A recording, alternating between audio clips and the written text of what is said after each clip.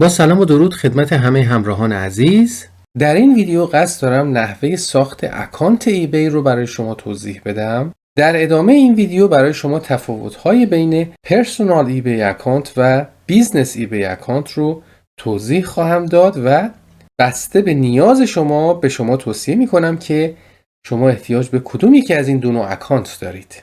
خب عزیزان، برای ساخت اکانت ایبی صرف نظر از اینکه شما بخوای پرسونال ایبی اکانت بسازی یا اینکه بخوای سلر ایبی اکانت بسازی هیچ فرق نمیکنه، مراحلش تقریبا شبیه همه. باید وارد وبسایت ایبی بشی، همونطور که الان میبینید که ما وارد ebay.com شدیم و به اضافه اینکه خب میتونستم وارد ebay.co.uk بشم، به خاطر اینکه شما بسته به اینکه ساکن چه کشوری هستید میتونید برای ساخت اکانت ایبیتون وارد وبسایت ایبی محل سکونت خودتون بشید. خب به اینجا که وارد میشم من باید رجیستر رو بزنم.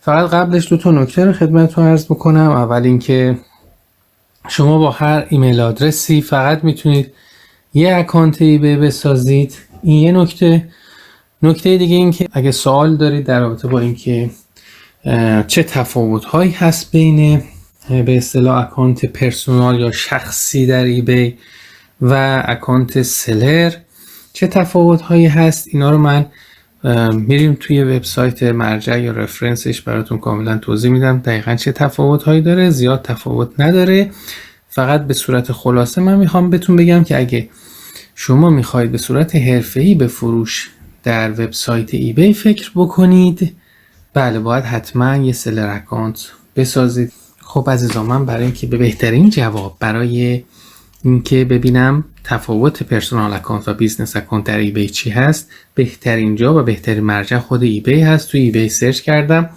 که تفاوت بین این دو تا اکانت چی هست، ببینیم خود ایبی چی میگه و نگاه بکنیم ببینیم که با توجه به اینکه نیاز شما چی هست کدوم یکی از اکانت ها به دردتون میخوره. خب عزیزان، این بند اولش داره به من میگه که اگر که من دارم محصولی که خریدم رو به تعداد میفروشم باید اکانت بیزنس داشته باشم، یعنی به سرفصل برای من، یعنی توصیه اینه. این یکی از مواردشه. یکی دیگه این که میگه make items and sell them، میگه سازنده هستی، یه محصولی رو میسازی خودت میفروشی و به قصد سود به اصطلاح میخوای محصول رو بفروشی. و داره بهت میگه که اگه به تعداد زیادی از یه محصول یا میفروشی یا اینکه کلن کارت هست، یعنی اینکه به اصطلاح شما داری به چشم یک حرفه بهش نگاه میکنی، بیا و این اکانت بیزنس رو بساز.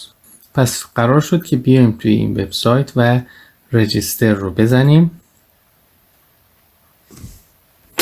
خب عزیزان، وقتی که من رجیستر رو میزنم به من میگه اگه پرسونال اکانت یا استارت بیزنس اکانت بخوای بسازی بیا و این باکس های خالی رو، اگه برای پرسونال اکانت بیا این باکس های خالی تو پر کن، اسم، فامیل، ایمیل ادرس، پسورد میگه بده، کانفirmش بکن، پسوردی که دادی تاییدش کن، اون پایینم و اعدادی که داده 1 1 2 7 3 4 رو میگه به همین شکلی که الان بهت دادم تو این باکس پر کن و بیا پایین سابمیت رو بزن و این میشه پرسونال اکانتت. اما اون بالا میگه اگه میخوای بیزنس اکانت بسازی بیا و استارت بیزنس اکانت رو بزن که ببینیم حالا چی ازمون میخواد، چه چیزای اضافه میخواد. خب وقتی من استارت بیزنس اکانت رو میزنم یه سری اطلاعات اضافی ازم میخواد که به همین راحتی هیچ چیز خاصی نیست. الان مثلا میگه بیزنس نیم تو بده. خب بیزنس نیم هر نامی که شما میخوای روی اون بیزنست یا کمپانیت بذاری، هیچ حساسیت خاصی روش نداشته باشید، میتونید هر اسم خاصی بگذارید. اگر که قبلا اشغال شده بود به شما میگه نه یه اسم دیگه بذار. به هر حال یه اسمی میذاری اینجا به عنوان اسم بیزنست یا به اصطلاح میتونی اسم شاپت باشه یا فروشگاهت باشه. استریت ادرس، آدرستو بزن، آدرسی که داری، شهری که هستی رو بزن، اینجا پروینس یا حالا استان رو، نامش رو، پستال کدی که هستی، کشوری که هستی رو، به اضافه پایینش هم دوباره گفته بیزنس کانتکت اینفورمیشن، فرست نیم لاست نیم تو بده. ایمیل ادرس رو روی اینتر ایمیل ادرس، تلفن نامبر رو سکندری تلفن، اینو گفت البته آپشناله یعنی اختیاری، میتونی ندی. بیا پایین آی اگری رو بزن، بعد کانتینیو. خب عزیزان، نکته‌ای که هست اینه که وقتی هر کدوم از این مدل های اکانت رو شما سابمیت کردی دیگه کاری نداره، فقط یه ایمیل برای شما از طرف ایبی میاد، به ایمیل آدرستون مراجعه بکنید، برید تو این باکستون یه ایمیل از طرف ایبی براتون اومده و پایین اون ایمیل به شما یه دکمه اکتیو داده برای اکتیویت کردن به اصطلاح حساب کاربریتون در ایبی. تو خود ایمیل اون اکتیویت رو که بزنید حساب شما در ایبی اکتیو خواهد شد. حالا به خاطر اینکه شما حساب کاربریتون یا اکانتتون در ایبی ساخته شده، دیگه وقتی وارد وبسایت ایبی میشید دیگه به جای رجیستر میزنید ساین این. ساین این رو که بزنید میتونید خیلی راحت شما وارد حساب کاربریتون بشید. وقتی وارد شدید یه استپ دیگه که خیلی مهمه اینه که اینجا وقتی شما رو شناخت که اسمتون رو میزنه، شما اگر که روی اسمتون بیاید، یعنی من این کرسر ماوس کامپیوتر رو که بیارم رو اسمم، به من اکانت ستینگ رو میده. از همینجا یه شورتکاتیه که به من اکانت ستینگ رو میده. این رو بزنید، وارد اکانت ستینگتون بشید.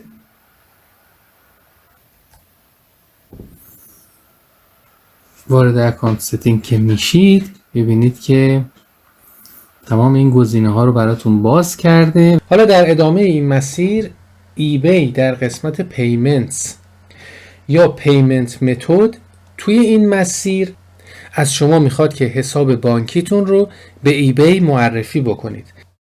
البته توی آپدیت جدید ایبی دیگه شما این گزینه پیپل رو اینجا نمیبینید. الان این محیط آپدیت جدید ایبی هست و توی این آپدیت سکشن پیمنت با این فرمت به نمایش در میاد.